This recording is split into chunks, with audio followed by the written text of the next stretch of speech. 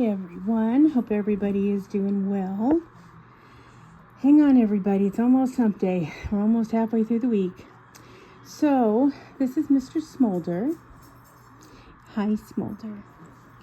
Who's been a very good boy. Wanted to take just a minute and video him. He has had a little bit of regression since he's been up from brumation, which is not real unusual. He was only here 4 or 5 months before he went down for brumation, and then he slept for 5 months. So when he got up, he was a little bit disoriented, and he did what he needed to do. I mean, he drank water right away, he ate right away, he pooped right away. All of that was fine, but his eyes were big as saucers. He was afraid to let people come near him. Yeah, there was just a lot that he had stopped doing, and now he was back to doing it. So I just wanted to do a real quick video, let you guys know that he's coming around. His eyes are wide open, even though it's bedtime for him, but he's still coming along beautifully. He's not tense, he's not freaking out.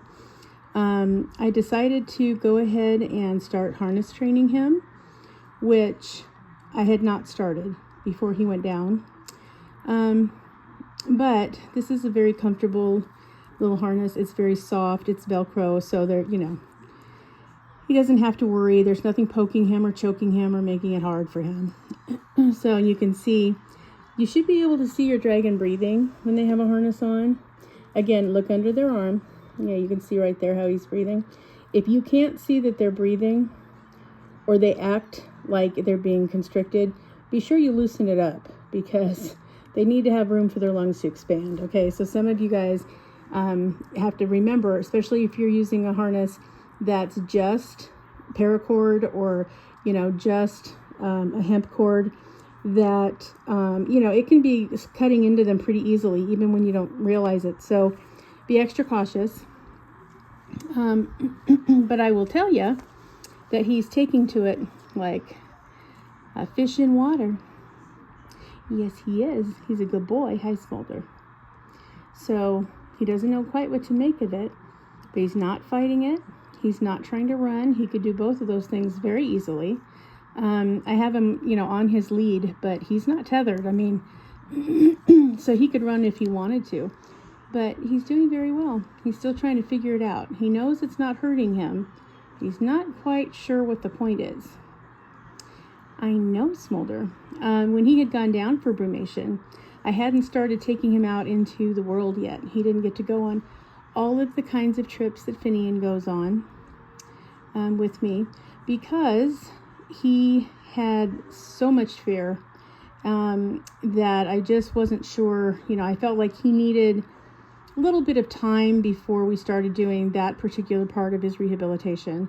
And I wanted to give him time to eat and catch up, and which he did, and he did beautifully, and then he went to sleep. So now that'll be the next phase when the weather gets better and stays that way in springtime, is I'll be taking him out more, which is why I wanted to get him used to a harness.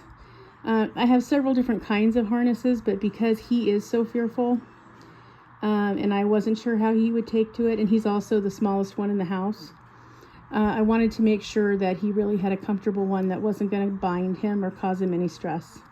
So that's what we're doing, Mr. Smoulder the Handsome. Yep. Now also, when you do things like harness training or anything you're trying to teach them, if you're trying to get them used to, a new playpen, or you're trying to get them used to a new sweater, don't overdo it. A couple of minutes is more than they need, and then take them out of the environment, take it off of them, whatever it is. Give them a chance to kind of recover and realize, oh, okay, well, that wasn't painful and I didn't die, so I guess it's okay. So next time you try to put it on, and move slowly, slow movements.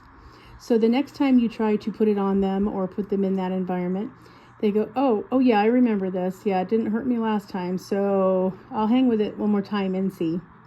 So hopefully it'll be fine. Now, if something should go afoul and you realize that they've been freaked out a little bit, so Maybe the harness was too tight. Maybe it was cutting underneath their beard. Maybe they had a nail stuck in it, you didn't notice. Or you put them in the environment and they kind of freaked out a little, or they didn't like it, or it was cold, or whatever it was, and you realize, ooh, that did not go as planned. Okay, you're going to have to reintroduce it again the next time, much more slowly. So, you're going to have to say, okay, well, how should I do this? If it's a new room, if you're moving their tank and you're trying to get them used to a new room, stay in it with them for a while. Sit down on the floor, let them free roam with the door shut so that you can monitor their safety at all times. And they can see that you're comfortable sitting in there with them, so that as you reintroduce it, it's something that they are okay with, and it's new, and they've done it before, and it's okay, and nothing's going to go wrong this time. It's kind of like you have to just kind of figure the first time you did it where something went wrong, it was kind of a dress rehearsal, that it just sort of, you had to start from scratch again. Because if you don't, and you keep trying to throw them into what you want them to do, eventually there's going to be some level of rebellion. Either they are not going to cooperate next time you try to put it on them, or they're going to stop eating, or they're going to hide in their hide or on the cool side of their tank and worry you. They will find a way to let you know that, hey, that was not okay with me and I don't want to do that again. So, again, slowly reintroduce, give them a treat, let them know, hey, it's okay. I would never do something to hurt you. It's all right. Now, with Smoulder, we have to overcome, because he already had experiences belonging to a young child who was not real gentle, who did not know how to pick him up properly and was very grabby, who did not give him the nutrition he needed. So, those memories are ingrained. So we have to be very careful with him and let him know that it's still okay. Now, this is where all of those times when he first got here that I held him, I made a point of taking him out every day and holding him for at least 15 or 20 minutes, or until he made it clear he'd had enough. When I get a new dragon into the rescue, and the first thing that I do is, when I check their temperament. If I can handle them, great. Then I start their socialization training over again right away. But I will sit with them in front of their tank with the door open, so that at any time, if they decide they've had enough, they can leave my arms where I'm holding them and go right back into their house where they feel safe and secure, where I will very slowly shut the door and put the lock engaged while talking to them very calmly and sweetly, so that there's no fear involved. And then eventually they are like, oh yeah, this is no problem. I know you, I know the environment, Like right now, he's not overly thrilled with this harness, but he has realized, it's not that uncomfortable and nothing's hurting him. And if you look over here, his beard is not black. He doesn't have any stress marks. So, it's just new. So something he's not experienced before in his life. But we've grown to trust each other just a little bit more than when we started.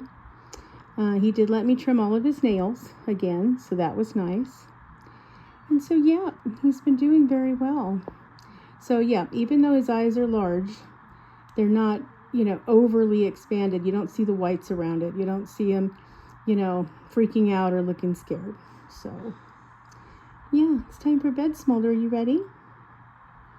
All right, we will take your harness off so you can get into bed. Yep.